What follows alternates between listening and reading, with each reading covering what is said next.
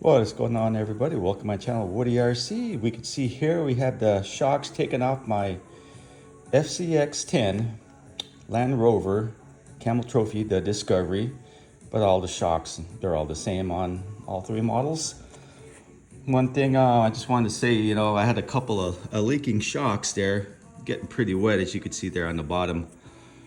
So I wanted to open it up and see what the issue was. And also, the dual springs, they're exactly, this is the top, I don't want to mix them up, and this is the bottom.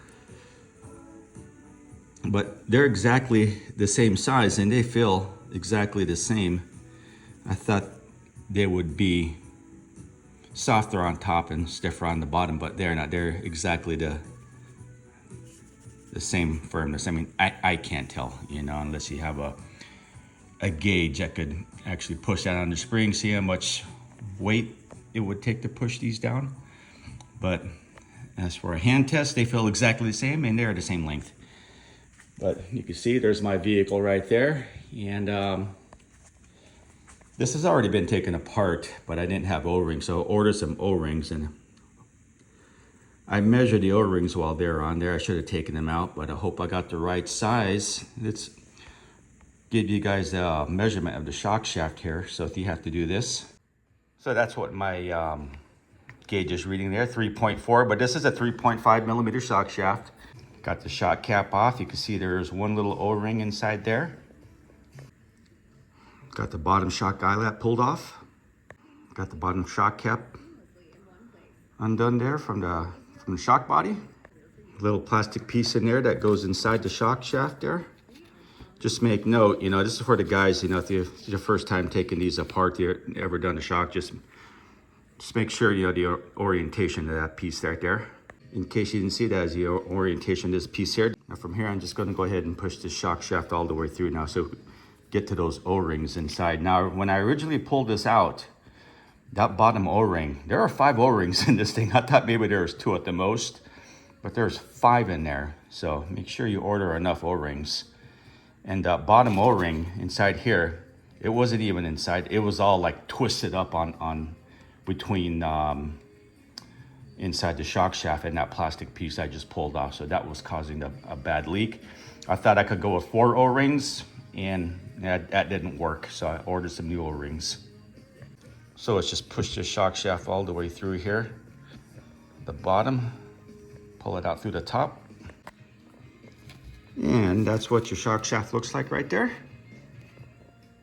Looks like there's a little O-ring placed right there.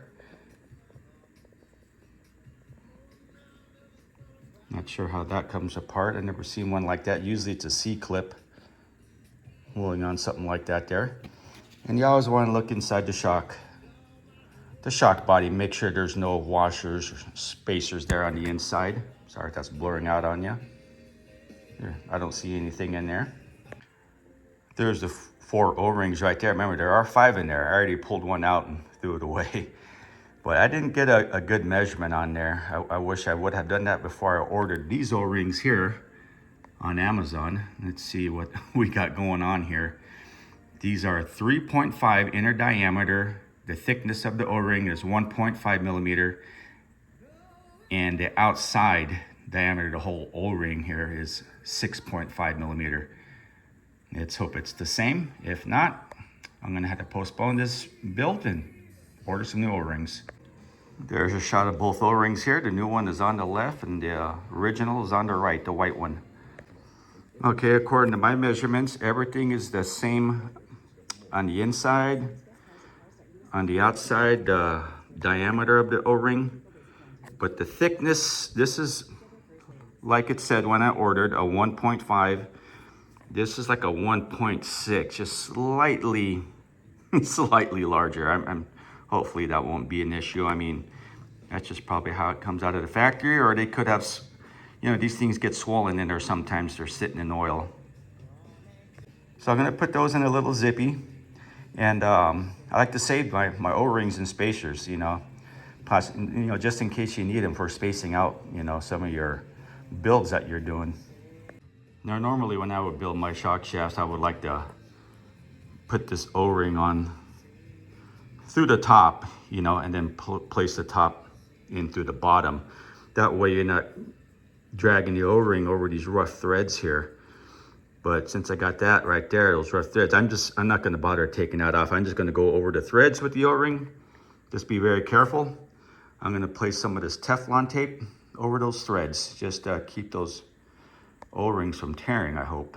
All right, so there we go. I'm just gonna put a little bit of this green slime, just an old habit of mine. I'm sure this is the same as any other shock grease out there that's green. I think Nolene makes one for motorcycle shock O-rings, but you know, I've had this laying around, just an old habit of mine. Got to put some of this on the O-rings and slide up over through the shaft there. I forgot to push the shock shaft through before I put on the Teflon tape, so I'm gonna redo the tape. You don't have to overdo it with that simple green, just a little bit on there, just with the O-ring with it. All right, guys, those O-rings went in there pretty good. It's a pretty good fit. I think these are gonna work out, and gonna place this little plastic piece on there now over the shock shaft. That just kind of keeps the shaft stabilized there.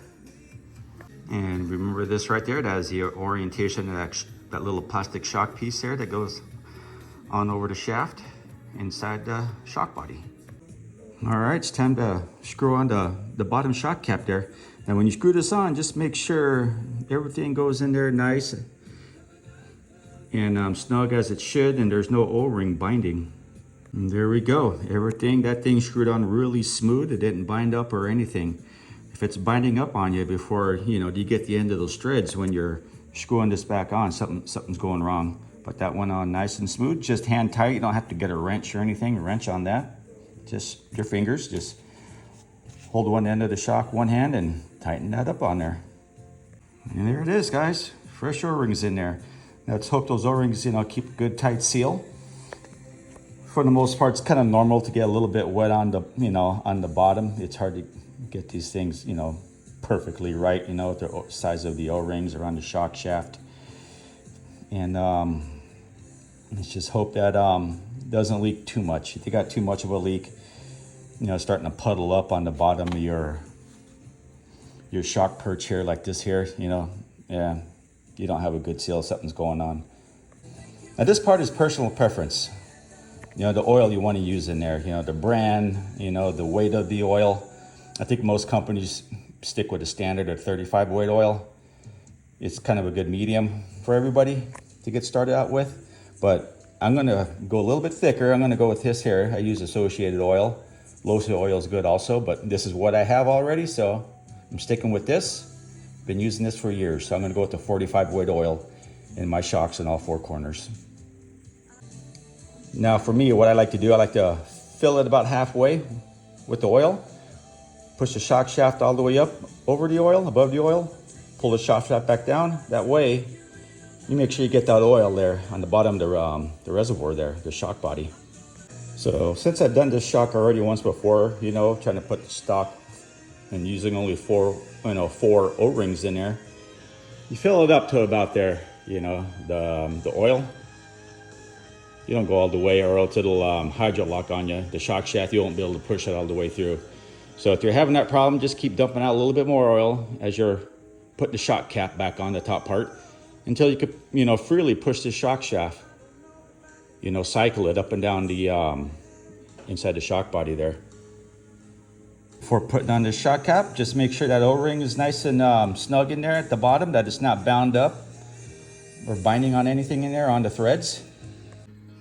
I like to, push the shock shaft up inside the shock body as I'm tightening down the shock cap, and any excess oil should bleed out through the top as you're doing this process. And there we have it, one shock built. That is a smooth operating shock right there, guys. Very smooth. I can feel already it is a little bit firmer with the 45 weight oil. I think this is going to be a good weight, for how heavy the body is on these Camel, trophy trucks. I'm going to do the rest of the shock, guys. I hope this little shock rebuild helped you all if it's your first time. Thanks for coming by and watching.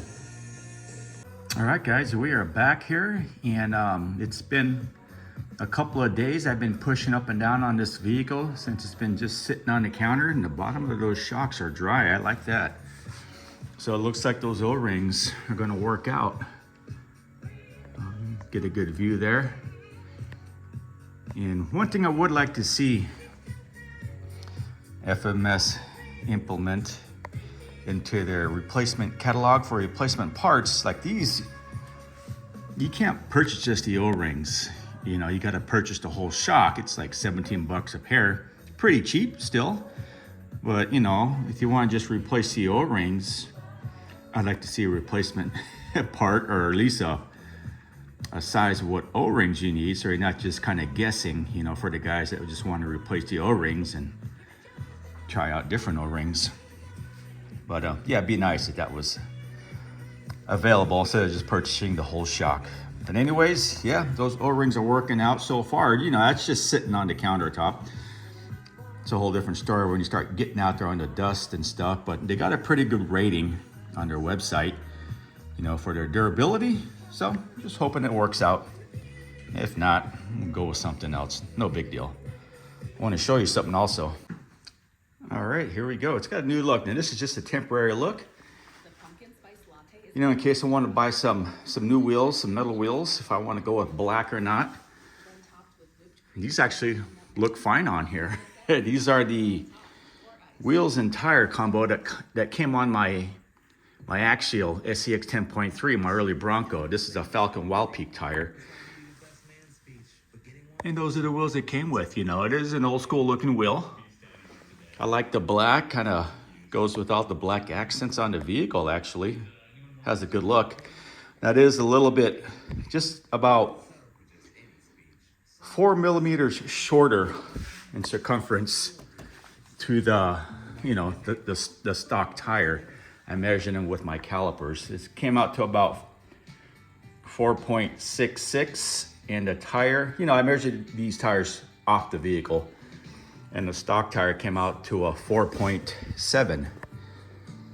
It even says on here 4.7 by 1.6, and they are exactly that. So this is just about 4 millimeters shorter. So I think it looks good. And it is just a tad bit wider also. Not much, I think by about 6 millimeters wider. You can see now the tire does protrude out a little bit compared to stock. But not much. I think it's a different look. You know, it's not true to trophy standards, you know, Camel Trophy to yellow wheels, but I'm liking it, you know. I like to switch my wheels and tires up a lot on my RC rigs anyways. That's how it looks from behind. And these are proven to be a great tire, you know, these Falcon Wild Peaks that came on the Bronco. Just a great all-around trail tire and good grip on the rocks also. Anyways, and I'm glad everything has worked out with those O-rings and the shock's not leaking. I hope this video helps. And we'll see you on the next one, guys. Thanks for coming by and watching.